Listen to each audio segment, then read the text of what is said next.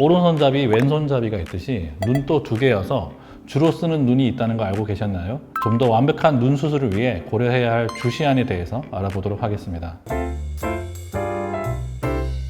강남 재봉틀 이하이 성형외과 전문의 전효진입니다. 주시안을 확인하는 것은 눈매 교정, 쌍꺼풀 수술 시에 특히 비대칭을 교정할 때 도움을 받을 수 있는 중요한 정보입니다.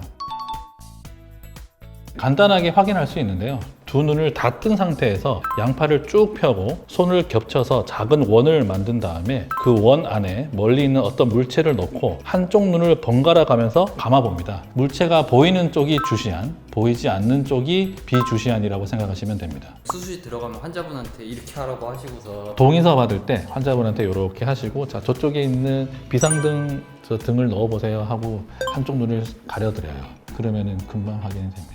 재밌는 연구 결과가 있는데요. 구기 종목의 올림픽 금메달리스트를 대상으로 조사를 해보니까 이 주시안과 그리고 주로 쓰는 손 또는 발이 같은 방향인 경우가 대부분이었다는 것입니다. 좌측 눈이 제 주시안이고 오른손잡이여서 구기 종목을 잘 못했던 것 같습니다. 대부분이 같은 방향인데 예외가 되는 굉장히 유명한 테니스 선수가 두 명이 있어요. 그게 한 명이 페데러고 한 명이 나달입니다.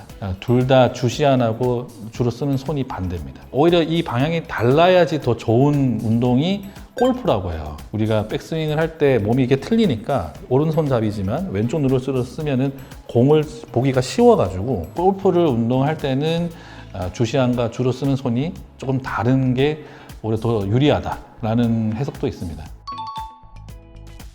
첫째는 눈매 교정할 때 중요합니다. 눈매 교정 시에 고려해야 할 것 중 하나가 헤링 법칙이라는 것이 있습니다. 마치 시소를 타듯이 한쪽 눈이 커지면 반대쪽 눈이 작아지는 현상인데요. 이 헤링 법칙이 주로 주시안이 커지거나 작아졌을 때 비주시안의 눈 크기가 영향을 받아서 변화하는 것으로 알려져 있습니다. 그래서 눈을 조금만 키워도 되는 눈매 교정에서는 크게 고려하지 않고 수술을 진행해도 되지만 선천성 안검하수라든지 눈매 교정 재수술의 경우에는 주시안이 어느 방향인지 파악을 해서 수술을 임하는 것이 비대칭을 줄일 수 있는 방법이 되겠습니다. 둘째는 쌍꺼풀 수술할 때 중요합니다. 일반적으로 주시안 쪽 눈썹이 60-70%에서 좀 더 높은 것으로 알려져 있습니다. 눈썹이 높으면 당연히 쌍꺼풀도 높아집니다. 쌍꺼풀 비대칭을 줄이기 위해서 눈썹의 높이를 고려하는 것은 매우 중요하다고 할 수 있습니다. 보통 자기가 주로 쓰는 눈 쪽의 눈썹이 좀 더 높다고 돼 있어요. 저는 30%예요. 저는 왼쪽 눈을 주로 쓰는데 눈썹은 오른쪽이 더 높습니다. 주시안을 생각하면서 성형하는 거 처음 들어봤거든요. 주시안, 비주시안 상관없이 그냥 수술 중에 눈 크기 맞추면 되지 그걸 왜 알아야 돼? 라고 얘기하시는 분도 계신데, 주시안이 왼쪽 눈인데 제가 눈이 다 작아요.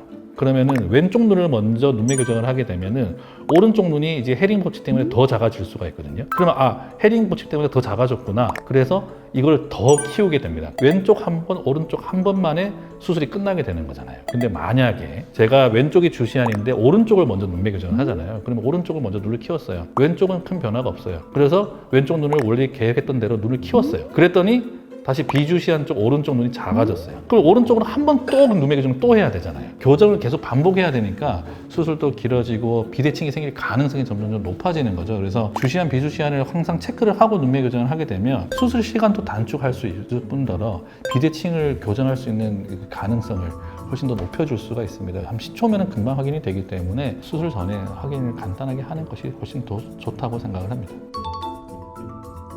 눈매 교정하는 순서가 바뀌게 되는데요. 우선 주시안을 먼저 눈매 교정을 하고 난 다음에 비주시안의 헤링 법칙으로 인한 눈 크기 변화가 있는지 여부를 확인하고 그 다음 비주시안 쪽 눈매 교정을 하게 됩니다. 쌍꺼풀이나 이런 것도 마찬가지인 거예요? 쌍꺼풀을 고정하는 것도 사실은 눈 크기 변화를 조금 야기시키기 때문에 사실은 주시안을 먼저 하는 것이 좀 더 좋다고 생각은 합니다. 근데 앞서 말씀드린 것처럼 눈매 교정량이 그렇게 크지 않거나 쌍꺼풀을 그냥 단순히 고정만 하는 경우, 쌍꺼풀 재수술이 아닌 경우에는 주시안, 비주시안을 굳이 따질 필요는 없다고 생각을 합니다. 눈매 교정이 적절하게 되어서 눈 크기가 잘 맞춰진 상태에서는 사실 큰 차이는 없습니다. 하지만 헤링 법칙 때문에 비주시안의 눈매 교정량이 저교정되었을 경우, 쉽게 말해서 비주시안의 눈 크기가 좀 작은 경우에는 쌍꺼풀 라인이 높아지거나 희미해지거나 쌍꺼풀이 잘 풀릴 수 있습니다.